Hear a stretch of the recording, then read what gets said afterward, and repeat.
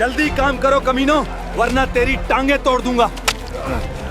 बनी इसराइल में एक बच्चा पैदा होने वाला है जो तुम्हारी सल्तनत के लिए खतरा बनेगा। मैं हूँ मिस्र का बादशाह तोस्ट, मेरा हुक्म ही कानून है। मेरे इज़्न के बगैर कोई सांस नहीं ले सकता। मैं इस कौम पर रहम नहीं करूंगा। उनके पीछे आने वाले हर शख्स को तबाह कर दो। वो देखो, जवान ने सिपाही को कत्ल कर दिया है।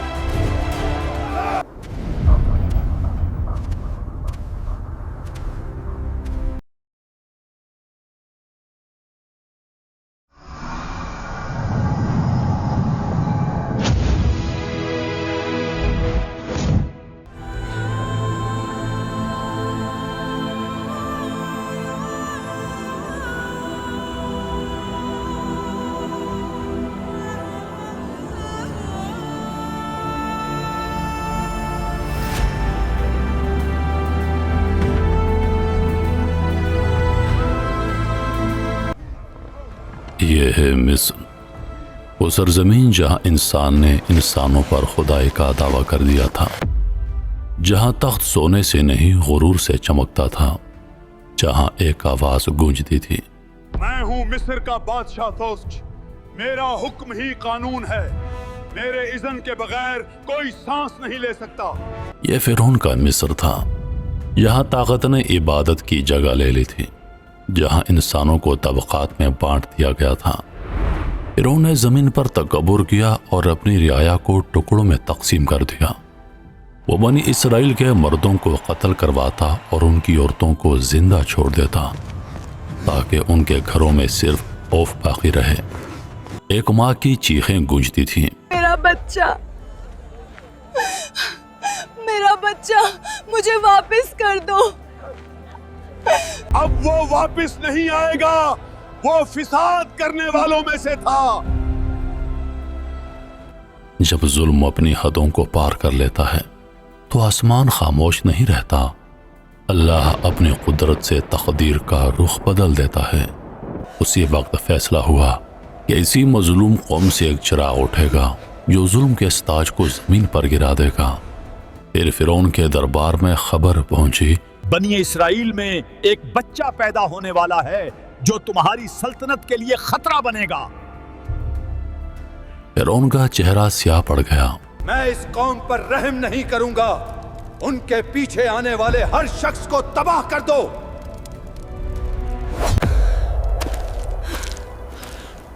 उसी दौरान एक मामूली से घर में एक औरत ने अपने नौज़ायदा बेटे को देखा और दिल में खौफ के बजाय अजीब सुकून उतरा।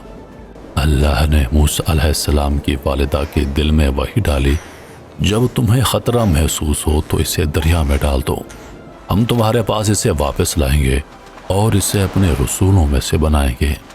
माँ ने थरथराते हाथों से झूला बांधा, बेटे की पेशानी चूमी और दरिया की मौजों के हवाले कर दिया।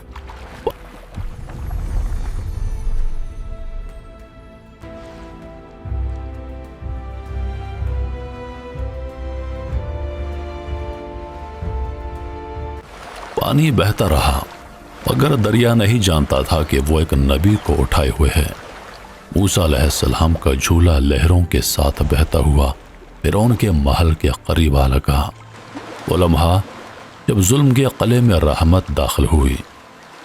आज मौसम कितना हसीन है मलका, मैं तो जान आपके कदमों पर निछावर कर सकता हूँ।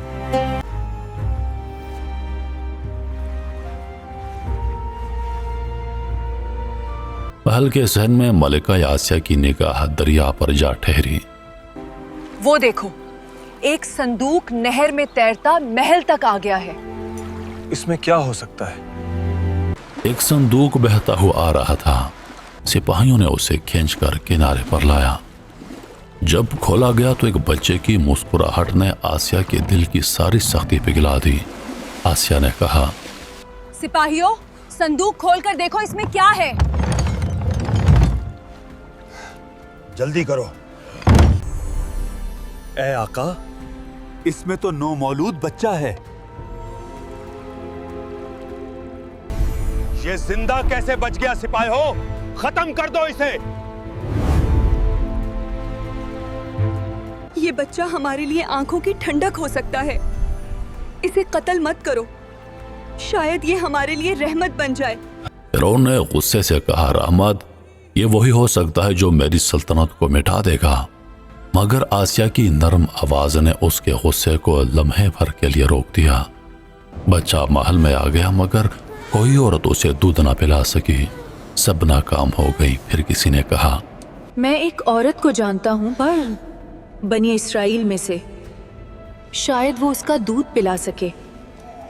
محل کے سپاہی دوڑے دوڑے گئے اور موسیٰ علیہ السلام کی بہن سے ملے۔ اس نے کہا، میری ماں کا دودھ شاید وہ بچہ پی لے۔ یوں تقدیر نے اپنا وعدہ پورا کیا۔ موسیٰ علیہ السلام کی ماں جو اپنے بیٹے کو دریا کے حوالے کر چکی تھی، اب اسی محل میں اپنے بچے کو گود میں لیے بیٹھی تھی، اور رب نے فرمایا، ہم نے اسے تیری آغوش میں لوٹا دیا تاکہ تیری آنکھیں ٹھنڈی ہوں اور تو غم نہ کرے۔ بچے کی ہنسی اب محل کی دیواروں میں گونجتی تھی۔ آسیہ اس کی پرورش ایسے کرتی جیسے اپنا بیٹا ہو۔ پھر ان کو خبر بھی نہ تھی کہ وہی بچہ جس سے اس نے بچا لیا تھا ایک دن اس کے تخت کو اٹھائے گا۔ وقت گزرتا گیا۔ موسیٰ علیہ السلام اب جوان ہو چکے تھے، قد میں بلند، دل میں انصاف کا جذبہ لیے ہوئے۔ محل میں پلے مگر دل بنی اسرائیل کے دکھوں سے بندھا ہوا تھا۔ وہ اکثر محل کی روشنیوں سے نکل کر شہر کی گلیوں میں ان مظلوموں کی حالت دیکھنے چلے جاتے۔ ایک دن وہ شہر کے ایک ویران حصے میں داخل ہوئے جہاں لوگ محنت میں مصروف تھے۔ اچانک انہوں نے دیکھا کہ ایک مصری سپاہی ایک بنی اسرائیلی پر ظلم کر رہا ہے۔ موسیٰ علیہ السلام آگے بڑھے اور ظلم کو روکنے کی کوشش کی۔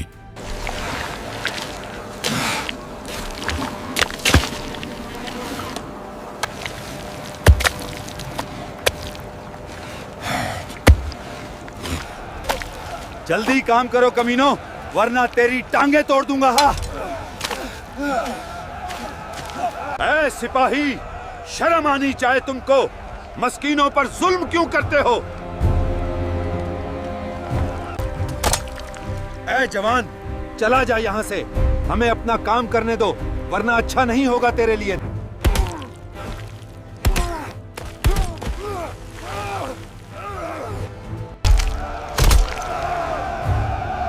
وہ دیکھو، جوان نے سپاہی کو قتل کر دیا ہے۔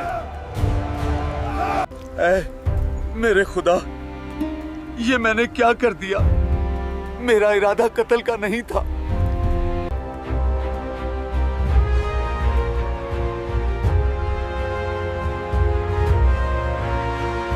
اے آقا، موسیٰ نے ہمارے ایک سپاہی کو آج قتل کر دیا ہے۔ موسیٰ کو ابھی گرفتار کے زندان میں ڈال دو، یہ میرا حکم ہے۔